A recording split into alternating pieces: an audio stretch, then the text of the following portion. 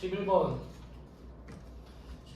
과세 유형이 메인인 건 이제 아시겠고, 카과랑 현과는 그냥 들러리거든요. 쓱 보고 이제 중요한 간주 공급을 좀 설명을 해드리면 되겠습니다.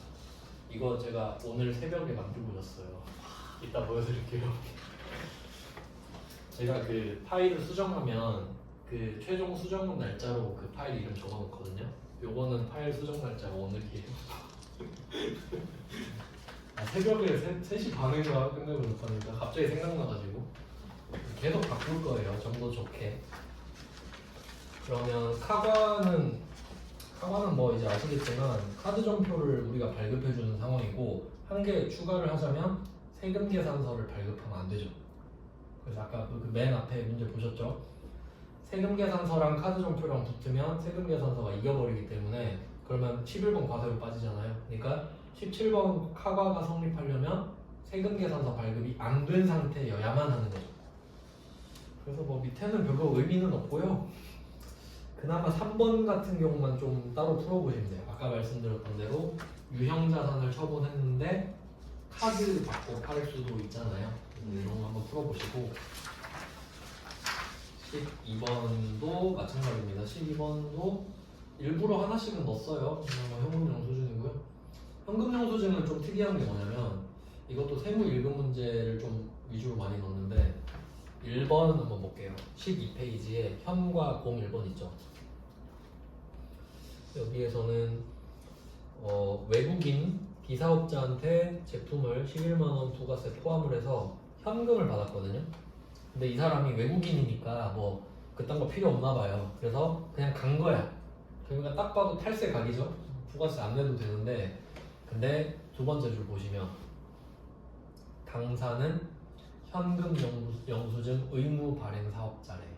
그러니까 그게 뭔지는 몰라도 약간 탈세가 쉬운 업종들이 있거든요.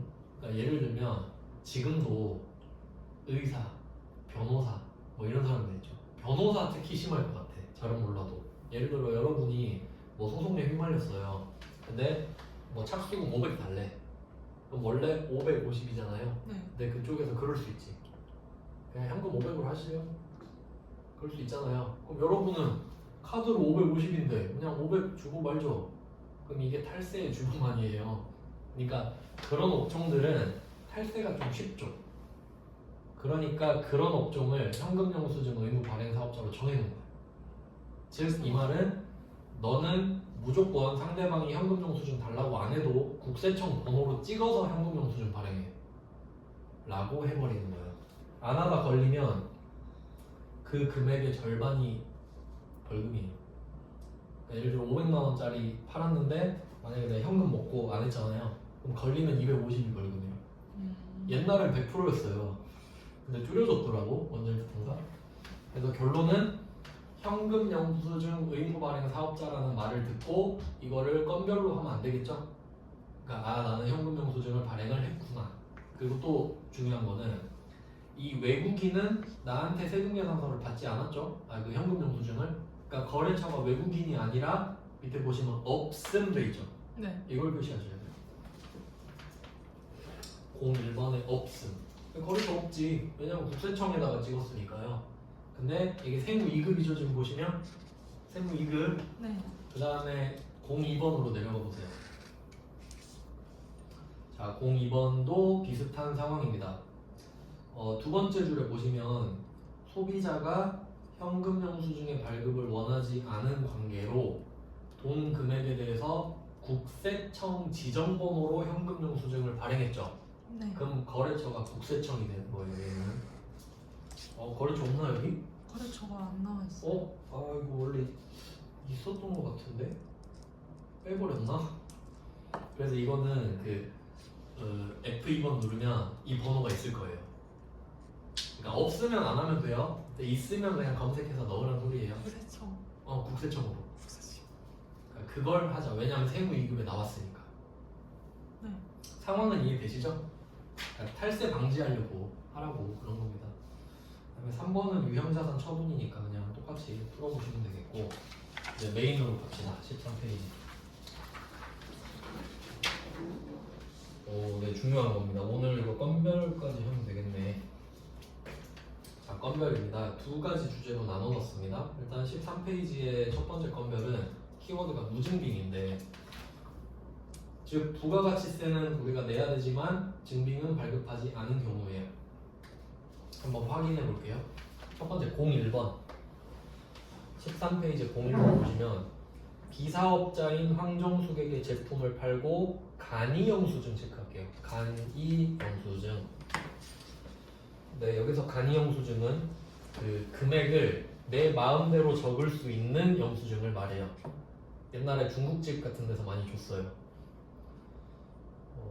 네, 그런 간이 영수증이 있어요. 그러면 이거는 국세청이 그런 거 주고받았는지 모르잖아요. 그러니까 안 받은 거예요. 주고받은 게 아닌 겁니다. 그래서 실제로 얘도 거래처를 안 쓰는 게 맞아요. 근데 밑에 보면 황정숙 써있죠? 네. 그러니까 있으면 그냥 찾아서 쓰시고, 만약에 황정숙 검색했는데 없으면 그냥 없음. 왜냐면 없으니까요. 비워놓으면 돼. 거래처가 없으니까. 그러니까 세금만 내는 거니까 우리는. 자, 그 다음에 02번 거래명세서 체크할게요. 거래명세서. 이것도 그냥 서로 둘만 아는 거예요. 그러니까 종이로 주고받는 거거든요. 그럼 국세청이 어떻게 알아? 우리가 종이를 주고받았는지. 그러니까 우리 입장에서 그냥 증빙은 안 줬지만 세금은 낼게요 하고 적는 게 건별. 그 다음에 03번. 03번 여기에서 포인트는 이제 세무이급인데 55만 원 써있죠.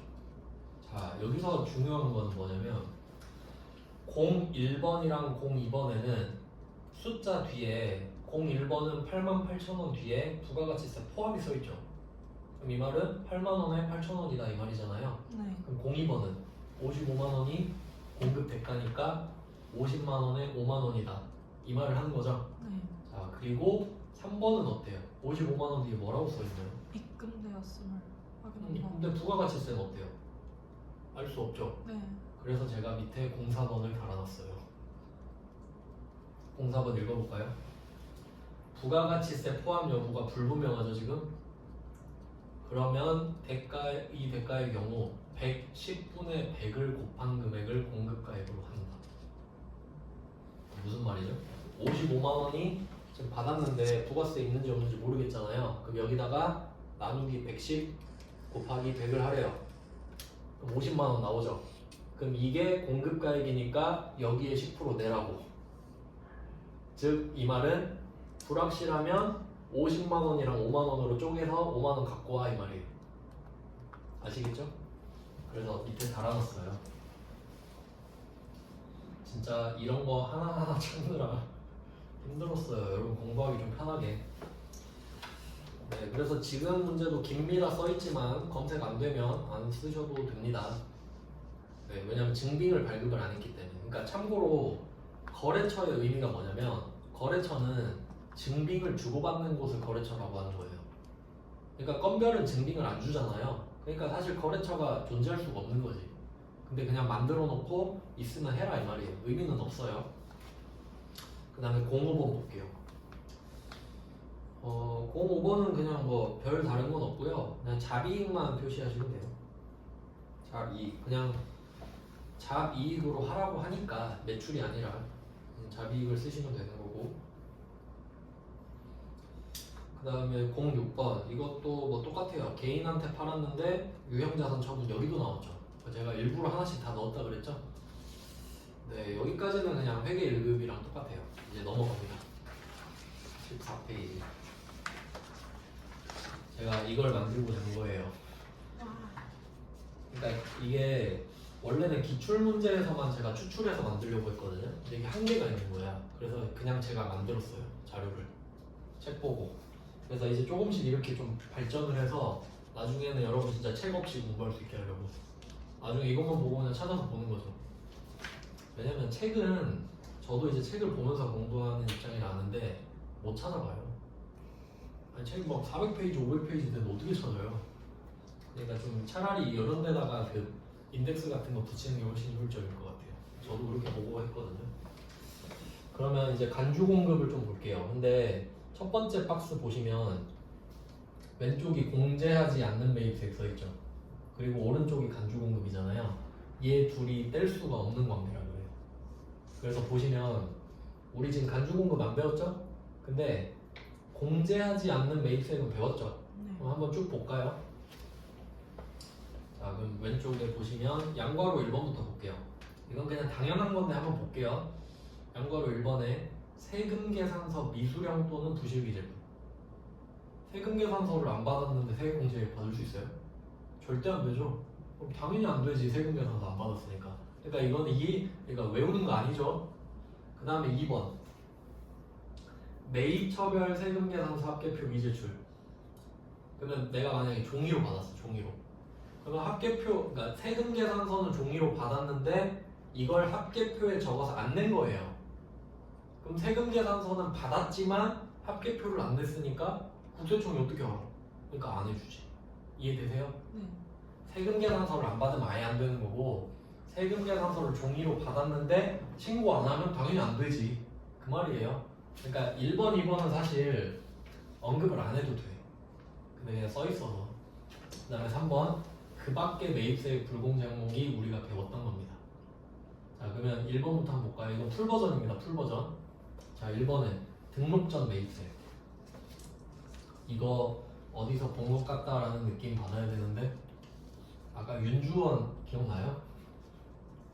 아, 한번 볼까? 써놨잖아요, 저 밑에. 예외 4페이지 18번 이렇게. 얼마나 친절합니까? 이거 쓰면서도 내가 이렇게까지 해야 되나 생각은 했는데, 4페이지에 18번이 똑같은 문구를 적어놨고 16번 보세요. 16번 이제 기억나요? 아. 기억나죠? 등록 전이잖아 이 윤주원이. 그럼 등록 전에 세금계산서 나한테 받았죠? 네. 그러니까 우린 상관없어. 우린 부가세대. 근데 이 윤주원이 세액공제 받을 수 있냐고. 그럼 이 사람이 지금 사업자 등록 전이죠? 그럼 되니? 라고 물어보니까 여기 써있죠? 아니 안 돼 이렇게 써있죠? 등록 전 매입세. 근데 예외에 써놨잖아요. 바로 밑에 보세요. 14페이지 첫 번째 박스 밑에 한 번 제가 더 적어놨어요. 4페이지 18번 적혀있죠? 사업자 등록 전에 거는 안 되지만 어쩌고 저쩌고 막 된다 그러죠? 네. 그래서 된다 이 말이죠. 예외. 그냥 뭐 참고하시고. 그 다음에 2번 토지 조성 등을 위한 자본적 지출. 이거 기억나요? 땅 살 때 막 부동산 중개 수수료, 법무사 수수료. 진짜 기억이 안 나? 아니 토지는 세금 안 하잖아요. 면세. 그러니까 한번 간단히 볼게요. 그래 기억 안 날 때 됐어. 토지 위에 건물도 토지를 쓰려고 하면 그 건물 가격까지 전부 다 기억나네. 네. 아 근데 정리가 지금 안 됐다. 정리해 드릴게요. 그러니까 내가 지금 땅을 사. 토지를 지금 사요. 그래 A인데 토지를 사. 토지는 면세 받죠. 네. 그러니까 이거 토지 자체는 부가세가 없잖아요. 그럼 이거 면세로 사고 끝이야. 근데 내가 그 뒤에 막 뭘 사는데 이게 결과적으로 회계상 토지의 가치를 올리는 거예요. 그래서 뭐 그게 공인중개사 수수료, 법무사 수수료, 뭐 취득세 이런 거 막 있었잖아요. 그래서 막 그 아까 말씀하신 거 이거 건물이랑 토지를 샀는데 만약에 내가 이 붙어 있는 거를 토지 때문에 샀어. 그러면 건물 알게 뭐야? 난 토지 때문에 산 건데. 그러니까 이 건물에 붙어 있는 부가세는 내도 못 돌려받는다. 뭐 이런 내용 했었잖아요. 네. 그게 토지 조성 등 뭐 그런 거잖아요. 아 이거를 이거는 순서상으로 이걸 다시 해야 되나? 그 순서상으로 그게 맞긴 한데. 아니 내 매일 이게 저 엉키네. 우선 진행할까요? 안 다치고 이거는 매입에서 다시 설명해 드릴게요. 네. 그래 순서만 바꿔서 보면 되잖아. 그래 지금 다시 하면은 제가 왜냐면 매입 자료를 안 뽑아놔가지고 오늘은 간주 공급만 할게요. 네. 안 다치고 그러면 토지의 자본적 지출. 근데 보시면 제가 칸을 막 짜잘하게 나눠놨죠. 내용 보시면 왜 그랬냐면 대응이 되는 걸 같은 줄에 써놓은 거예요. 진짜 소름 돋지 않습니까? 디테일에. 내가 이거 자다 깨갖고 이거 만들고 잤다니까요. 이렇게 해야겠다 하고. 그러면 한번 볼게요. 3번에 면세사업 등 관련 매입세. 면세사업에 쓰는 건 당연히 안 되죠. 면세사업자는 과세사업자가 아니니까. 그러면 그 옆에 보시면 면세사업 등 전용 있죠. 그러니까 전용은 뭐냐면 전환해서 사용하는 거예요. 뭐 그런 게 있구나 보시고, 그다음에 승용차도 아시죠? 차 이제 꼭 한 문제 나오는 거, 그것도 옆에 하나 짝꿍이 있고요. 그다음에 그 오른쪽에 양괄호 1번에 자가 공급에 동그라미 1, 2, 3 있는데, 동그라미 1번, 2번은 짝꿍이 있는데 동그라미 3번은 짝꿍이 없죠. 그리고 제가 굵은 글씨 볼드 해놓고 기울임까지 해놨죠. 중요하거든 이게. 뭐 알아서 중요 표시 돼 있습니다. 그 다음에 다시 왼쪽으로 가시면 5번에 사업과 직접 관련 없는 거. 당연히 사업과 관련 없으면 안 되죠. 조금 디테일하게 알려드리면 과세 사업과 관련 없는 거야. 그러니까 과세 사업과 관련 없으면 안 해주죠. 그러니까 면세 사업이 과세 사업이 아니잖아. 그렇게 자연스럽게 연결되는 거예요. 그리고 또 엄밀히 따지면 그 동그라미 4번에 소형 승용차 있죠. 이것도 과세 사업이랑 상관없는 거예요. 그냥 생각을 해봐요. 그러니까 우리 사장님이 업무 보러 다니는 거는 필요한 일인데 굳이 롤스로이스 타야 돼요? 아니요. 그건 아니잖아. 그러니까 그게 사업과 관련 없는 거예요. 이해되세요? 버스 택시 빼고. 그러니까 그 막 경차 기억나요? 경차, 화물차, 승합차 네. 그건 인정해줬잖아. 네. 그러니까 우리 사장님 모닝 타고 다닌대. 아 타고 다니세요. 근데 롤스로이스는 안 된다고. 이해되시죠? 네. 그러니까 경차까지는 사업과 직접 관련이 있는 거야 그냥.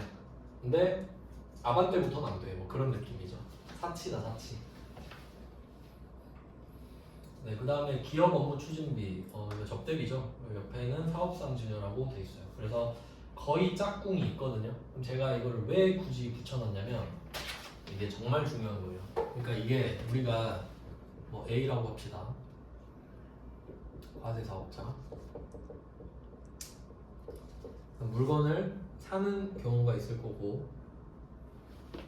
물건을 사는 경우가 있잖아요. 그럼 이때 왼쪽에 있는 공제하지 않는 매입세액에 걸리면 세액 공제를 안 해줘 버리는 거예요. 난 그게 싫어 하고 안 해주는 겁니다. 근데 경우에 따라서는 내가 이 상황을 피할 수 있는 상황이 있어요. 그럼 예를 들어볼까요? 가장 대표적인 예시가 자동차예요.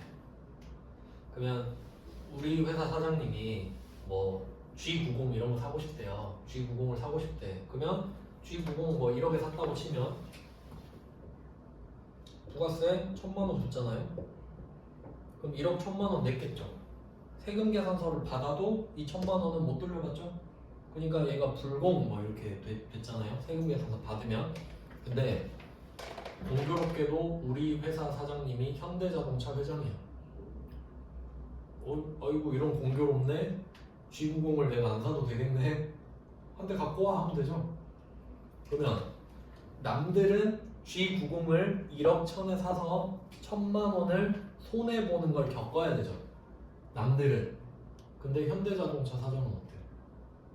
내가 왜 G90을 딴 데서 사? 내가 쓰면 되잖아요. 그러니까 이 과정을 생략할 수 있죠. 제 말은 이 매입할 때 세액 공제를 하는 게 1차 핸디캡이에요. 1차 핸디캡. 너 차 너무 좋은 거 타는데 안 되겠어. 1,000만 원은 내가 안 돌려줄게. 그러면 이 사람은 1,000만 원 손해 보는 거죠. 그대로 돌려받아야 되지만 못 돌려받으니까. 그럼 이게 1차란 말이에요. 근데 현대자동차 사장은 이걸 피할 수 있죠. 야 그냥 한 대 갖고 와봐라 이렇게 되잖아요. 그러면 현대자동차가 사장한테 차를 갖다 주겠죠. 그럼 이때 국세청은 1,000만 원이 아쉽잖아요. 원래 야 네가 G80 현대자동차 사장 아니면 G90을 사서 나한테 1,000만 원 손해봐야 되지 않냐. 근데 너는 현대자동차 사장이라 피했네. 그러면 현대자동차가 너한테 차를 줄 때 차를 판 걸로 볼게. 판 건가요? 아니 그럴 리가 없지. 현대자동차가 사장한테 어떻게 감히 팔아요. 그냥 준 거잖아. 근데 국세청 입장은 어때요? 판 걸로 보겠다고. 간주한다. 그러니까 간주 공급이지. 그럼 결론은 뭐예요? 그 차가 얼마지? 1억이요. 그럼 1,000만 원 갖고 와. 얘를 피했잖아요. 그러니까 공급을 만들어 버리는 거야. 간주해서 공급을 만들어 버린다니까? 그럼 현대자동차는 얼마 내야 돼요? 1,000만 원 내야 돼. 1,000만 원만 그냥 내는 거야. 왜냐면 사장한테 1억 받았겠어요? 1억천 안 받았겠지. 그러니까 1,000만 원만 내란 소리예요. 즉 여기서 이걸 건너뛰었기 때문에 내가 2차적으로 여기서 핸디캡을 주겠다. 1,000만 원 갖고 와라. 이렇게 돼버리는 거지. 즉 결과적으로 우리가 세액공제 1,000만 원을 못 받는 거나 1,000만 원을 그냥 삥 뜯기는 거나 똑같죠. 결과는. 그러니까 네가 이걸 피했으니까 이걸 만들어주겠다. 그러니까 공제하지 않는 매입세액, 즉 세액공제 불공제 사유를 알아야 간주공급을 이해할 수 있다는 거예요. 알겠죠? 그래서 얘 둘이 짝꿍인 거예요. 네. 그러니까 이거 매입세액 불공제 사유 대충 했으면 간주공급도 못하는 거예요. 어쩔 수가 없는 거예요. 뭐 그런 내용입니다.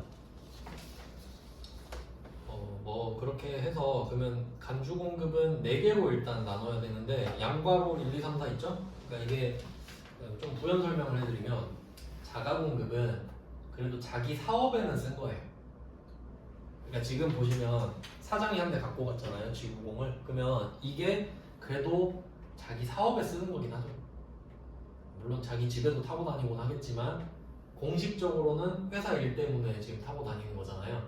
그러니까 그런 게 자가공급이야. 그러니까 그 안에 자동차가 들어가 있지. 맞죠? 네. 그래서 뭐 자동차는 그런 느낌으로 볼 수 있고요. 그다음에 면세사업 등 전용 이거는 이것도 그냥 상황을 좀 설명을 드리면 뭐 그렇게 중요한 내용은 아닌데 어떤 느낌인지 보면은 예를 들어 김철수라는 사람이 있어요. 김철수가 사업장이 A가 있고 B도 있다고 할게요. 한 명이 여러 사업장을 할 수도 있죠. 근데 A가 과세 사업장이고 B가 면세 사업장이에요. 이것도 가능하죠. 근데 예를 들어 이제 면세가 쌀집이라고 할게요. 쌀집. 쌀 팔면 면세니까. 근데 이때 계산기가 하나 필요한 거예요. 쌀집 계산기가. 자 그러면 뭐 계산기 뭐 5만 원짜리다 하면 부가세 5천 원 붙겠죠. 그러면 이때 5만 5천 원에 샀지만 이 B는 면세 사업장이기 때문에 이거 공제 못 받죠. 네. 계산기가 5만 5천 원이 되죠. 네. 근데 머리를 쓰는 거야 이제. 여기서 한 5천 원 날리니까 얘 이름으로 사야겠다. A 이름으로. 그럼 5만 원, 그러니까 A에서 쓸 것처럼 이렇게 세금 계산서 받은 거야. 그럼 5천 원 공제 받죠. 네. 그럼 이거 공제 받으니까 5천 원 다시 들어왔어. 그럼 이 계산기를 5만 원에 산 거네요. 그리고 얘를 이렇게 빼돌리는 거야. 돼요? 탈세 좀 탈세지. 야 되긴 되지. 안 걸리면 되죠. 근데 봐봐요. 그러면 여러분이 이런 입장이면 당연히 이 생각하지 않겠어요? 내가 뭐하러 바보도 아니고 5천 원을 손해봐. 근데 이거 걸렸다. 이 계산기 유통하는 사람이 삼촌이 뭐 세무감사팀이다. 걸린 거예요. 그러면 5만 원짜리 계산기를 A가 B로 판 걸로 봐. 어때요? 5천 원 갖고 와 하면 되죠. 이해돼요? 어떤 메커니즘인지? 그러니까 결론은 탈세하지 마라 이거네. 세금 갖고 와. 이런 겁니다. 탈세도 들키면 판매업으로 간주한다. 그러니까 법을 이렇게 만들어 놔야 걸리면 뜯어가지. 근데 안 만들어 놓으면 손가락만 빨고 있는 거잖아요. 그러니까 이렇게 만들어 놨다 이거. 당연히 안 걸리면 합법이죠 뭐든지. 근데 이제 보통 걸리면 크게 걸리니까 문제죠. 털면 탈탈 털잖아요. 그러면 뭐 이런 느낌이라는 거지. 좀 아시겠죠? 어떤 대충 느낌이. 원래는 좀 다른 디테일한 게 있는데 그냥 이해를 돕기 위해 간단하게 설명을 좀 드렸어요. 진짜로 한 번 걸리면 막 5천 원 이런 게 아니라 막 몇억, 몇십억 이러나요? 그러니까 그 세무조사는 무서운 게 뭐냐면 그 일단 좀 현실적으로 말씀드리면 그 공무원들이 지금 하는 거잖아요. 그 조사하는 것도 그 사람들도 진급하고 싶죠. 그러면 뭐 짤짤이 내가 털러 가고 싶지 않을 거 아니야. 그럼 만약에 내가 들어가기로 작정했으면 없는 것도 만들고 이왕이면 그럴 거 아니에요. 실적을 내고 싶을 거 아니에요. 그 사람들도. 그리고 제일 큰 거는 업무가 밥이 돼요. 세무 조사하는 기간 막 서류 읽어주세요 막 앉아있는 데서 그 사람이 그럼 장사 어떻게 해요? 그 기간에 장사를 못해요. 그리고 멘탈 여러 이모저모 난리 납니다. 그러니까 이왕이면 예방이 최고고 그렇습니다. 네, 그러면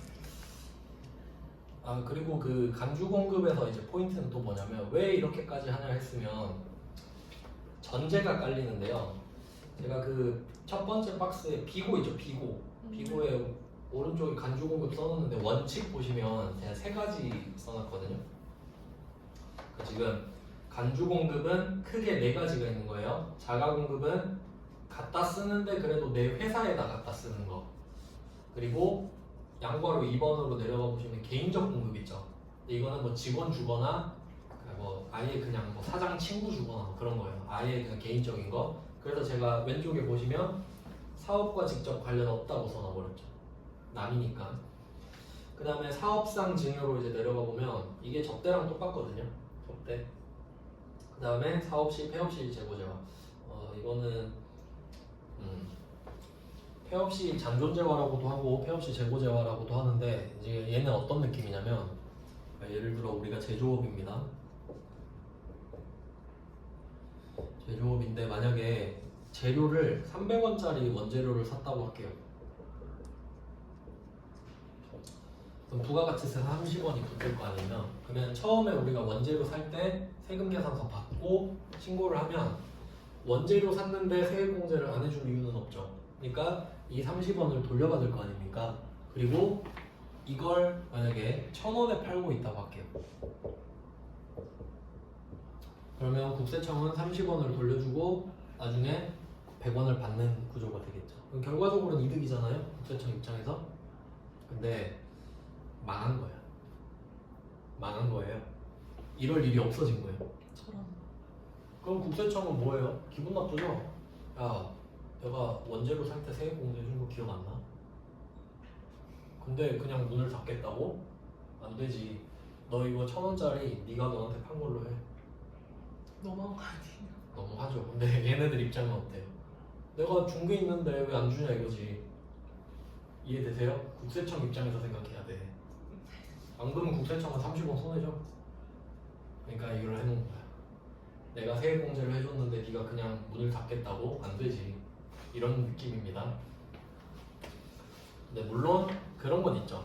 그러니까 실제로는 1,000원이었는데 그 막 폐업 정리 이런 거 보셨죠 막. 근데 그럼 막 500원에 팔고 그럴 거 아니에요. 그럼 그때는 50원만 달라고 하겠지. 진짜 팔았으니까. 근데 안 팔면 시가로 그냥 해버려요.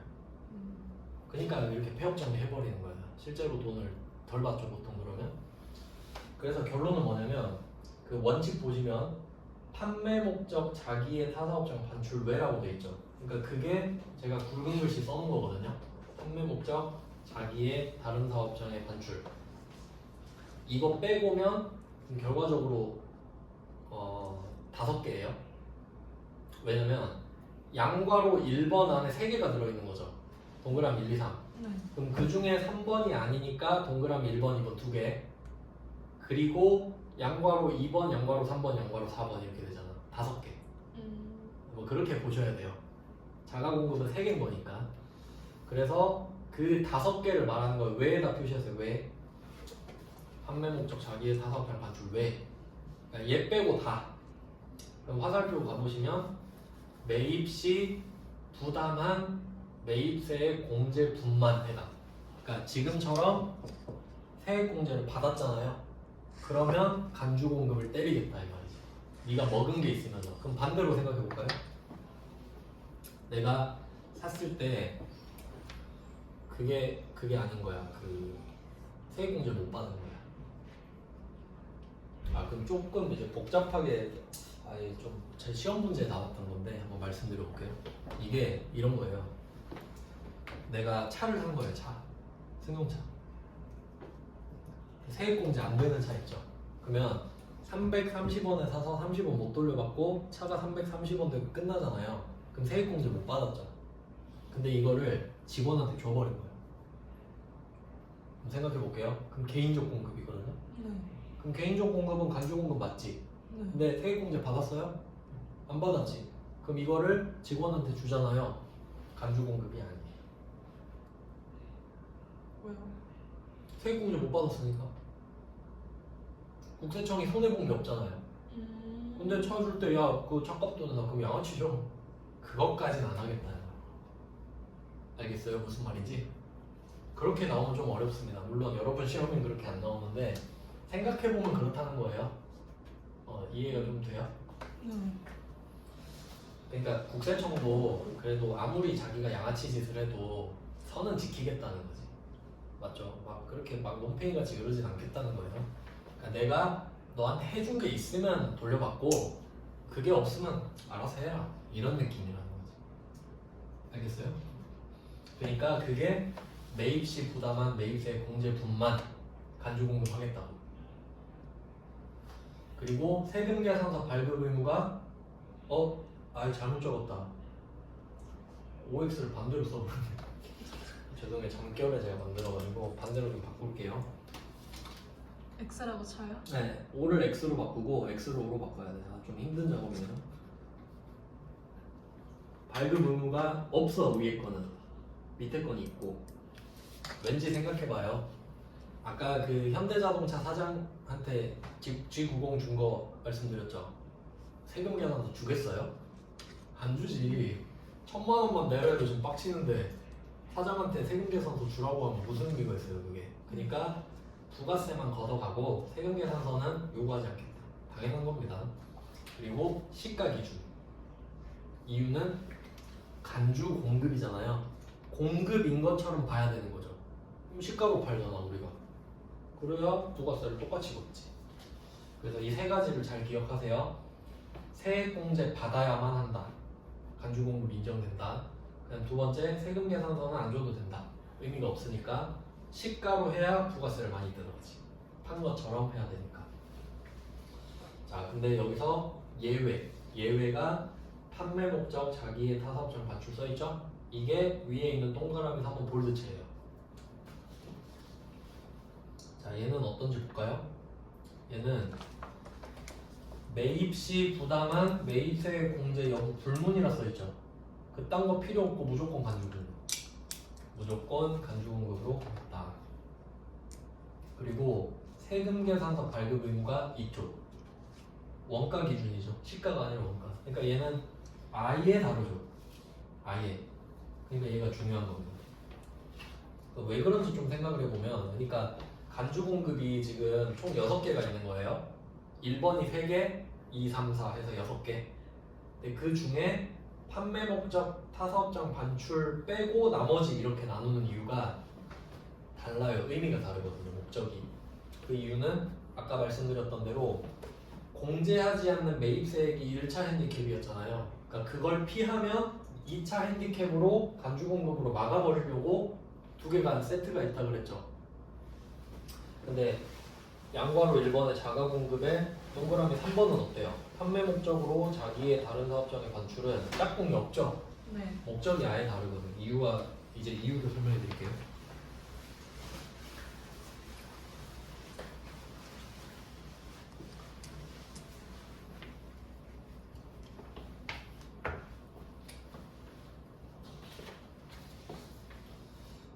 판매 목적 타사업장 반출 보통 이렇게 말을 하는데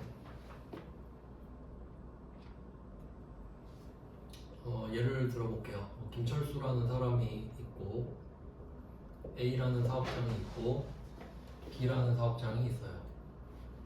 네, A 사업장으로 해서 뭐 700원짜리 물건을 사왔다고 할게요. 부가세 70원. 그러면 김철수는 A 사업장으로 뭐 가져와가지고 770원을 사서 1000원에 팔 생각이에요. 1000원에. 그래야 300원이 남으니까. 근데 A 사업장에 뭐 광주라고 치면 광주에서 사다 파는데 안 팔리는 거예요. 근데 이제 B 사업장도 김철수 거거든요. 근데 얘는 서울이야. 그래서 서울에서 팔면 낫겠지 해서 얘를 물건을 보내는 겁니다. 그러면 그냥 간단하게 생각을 해보면 우리 입장에서 김철수가 자기가 A 사업장도 내 거고 B도 내 거란 말이에요. 그럼 내가 어차피 둘 다 내 건데 똑같은 물건을 여기서 파나 여기서 파나 똑같으니까 그냥 뭐 여기 넘겨서 여기서 팔 거다 라고 생각을 하는 거지. 단순하게 생각하면. 근데 국세청 입장에서는 A랑 B는 따로 해요. A 사업장 사업자 등록 따로 했고 B 사업자 등록 따로 했거든요. 근데 여기서 포인트는 사업장이 있죠. 사업장은 그 사업자한테 사업장은 약간 자식 같은 느낌이에요. 그러니까 둘 다 자기 사업장 맞죠? 근데 둘이 뭐 샴쌍둥이에요? 아니요. 자식 둘 있다고 그 둘이 하나예요? 그건 아니지. 내가 자식 둘 있으면 얘도 자식이고 얘도 자식이고 둘 다 각자의 삶이 있죠. 주민등록번호도 다르지. 얘도 사업자 등록번호가 달라요. 따로따로 했을 거 아니야. 이해돼요?